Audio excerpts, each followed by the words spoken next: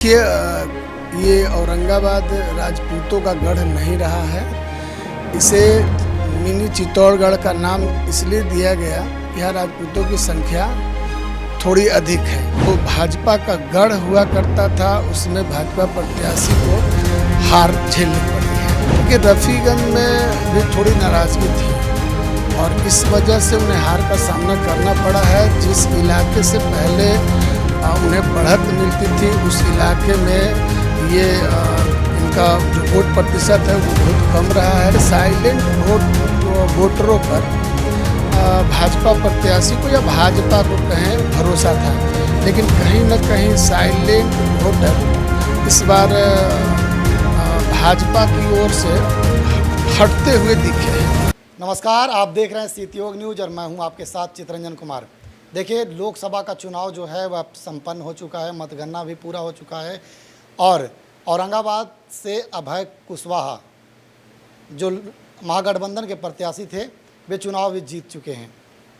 हम बात करने के लिए औरंगाबाद लोकसभा पर चर्चा करने के लिए हम मौजूद हैं अभी प्रभात खबर के कार्यालय में, और हमारे साथ बात करने के लिए हैं औरंगाबाद के वरिष्ठ पत्रकार प्रभात खबर के ब्यूरो चीफ सुजीत कुमार सिंह। इनसे हम आज औरंगाबाद लोकसभा के बारे में चर्चा करेंगे, क्योंकि औरंगाबाद जो है वह राजपूतों का गढ़ माना जाता था और मिनी चित्तौड़गढ़ कहा जाता था, लेकिन अभय कुशवाहा ने इस बार उसे तोड़ दिया है। इस कड़ी को इस पर हम लगातार चर्चा करेंगे। तो क्या वजह रहा इस बार सर की जो है औरंगाबाद में जो राजपूतों का गढ़ था वो टूट गया?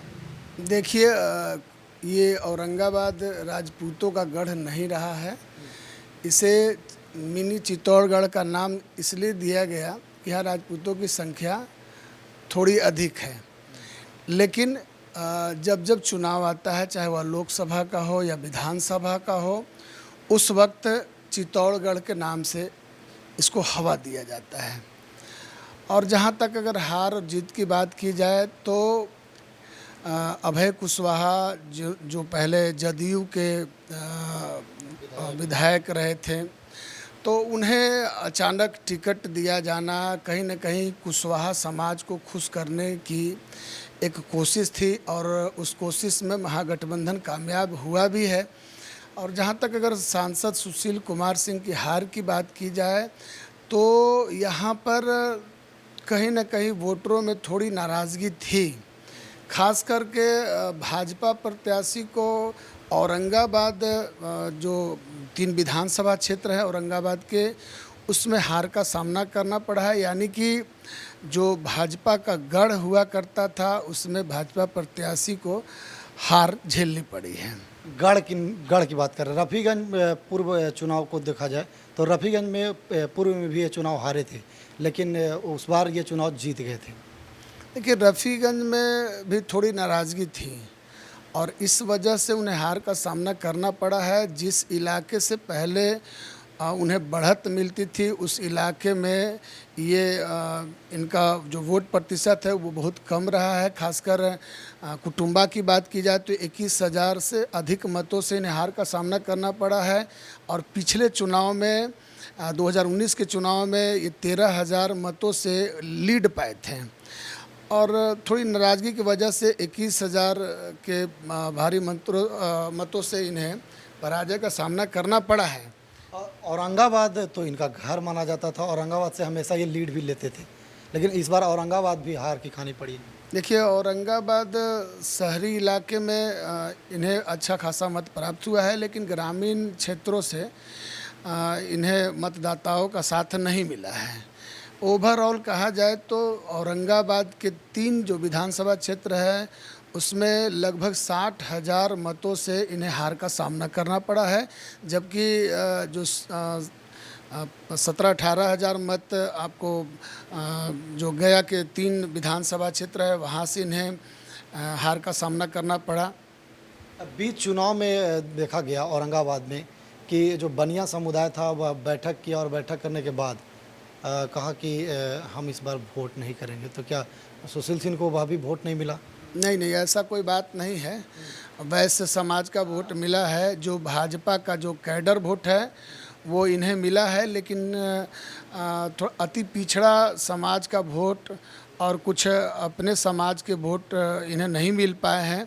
जहाँ तक आप गढ़ की बात कर रहे हैं, तो औरंगाबाद लोकसभा क्षेत्र में या औरंगाबाद सीट पर आप कह सकते हैं राजपूतों का दबदबा शुरू से रहा है। 1952 से लेकर 2019 तक जितने भी प्रत्याशी जीते या जितने भी सांसद बने, वो कहीं न कहीं राजपूत समाज से ही थे। बात की जाए इनके गढ़ माना जाता था इमामगंज, जहाँ से हमेशा चुनाव जीतते थे और उनको ये मजबूत मानते थे कि मेरा मजबूत इलाका है। वहाँ से भी इस बार इन्हें हार का सामना करना पड़ा। देखिए, इमामगंज से पहले भाजपा प्रत्याशी काफ़ी बड़ा लीड पाए थे। इस बार भी उम्मीद थी, लेकिन कहीं ना कहीं कमी रह गई जो आज इन्हें उस स्थिति में पहुंचाया है। एक चीज़, उपेंद्र वर्मा जो पूर्व में प्रत्याशी थे, इनके प्रतिद्वंदी थे और चुनाव के बीच में भाजपा ने इन्हें शामिल करवाया अपने में, तो कहीं ना कहीं यह भी खामियाजा देखने को मिला। नहीं, कुशवाहा समाज का वोट छिटकना कहीं ना कहीं एक हार का कारण भी है। नहीं, उपेंद्र वर्मा से उस क्षेत्र में जो लोग हैं वह नाराज रहते थे और जो नाराज मतदाता थे वो सीधा उनके विपरीत वोट करते थे। तो इस बार भी वैसा देखने को मिला कि उनके भाजपा में जाने के बाद अभय कुशवाहा के तरफ वो टर्नअप किए। नहीं, उपेंद्र वर्मा को भाजपा में शामिल होने के बाद जो उम्मीद की जा रही थी कि भाजपा प्रत्याशी को इससे फ़ायदा होगा, लेकिन वैसा कुछ दिखा नहीं। एक चीज़ और है कि एनडीए में जो लोजपा थी या फिर जदयू थी, तो लोजपा और जदयू का परफॉर्मेंस जो ओवरऑल रहा वो काफ़ी अच्छा रहा, लेकिन भाजपा का जो प्रदर्शन रहा यहाँ ठीक नहीं रहा। और यह भी माना जा रहा है कि जो भाजपा के जो कोर वोटर थे वो लोजपा और जदयू में चले गए, लेकिन जदयू और लोजपा का जो वोटर थे वो भाजपा में नहीं टर्नअप हो गए। देखिए, साइलेंट वोटरों पर भाजपा प्रत्याशी को या भाजपा को कहें भरोसा था, लेकिन कहीं न कहीं साइलेंट वोटर इस बार भाजपा की ओर से हटते हुए दिखे हैं, तो उसका नुकसान भाजपा को उठाना पड़ा है। आखिर यह क्यों? देखिए, चिराग पासवान जो लोजपा के राष्ट्रीय अध्यक्ष हैं, उनसे ये उम्मीद थी कि एनडीए में उनको रहने से भाजपा को औरंगाबाद में फ़ायदा होगा, लेकिन पासवान वोटर भी कहीं न कहीं अधिक तो नहीं कह सकते हैं, लेकिन कुछ पासवान वोटर महागठबंधन की ओर झुका है।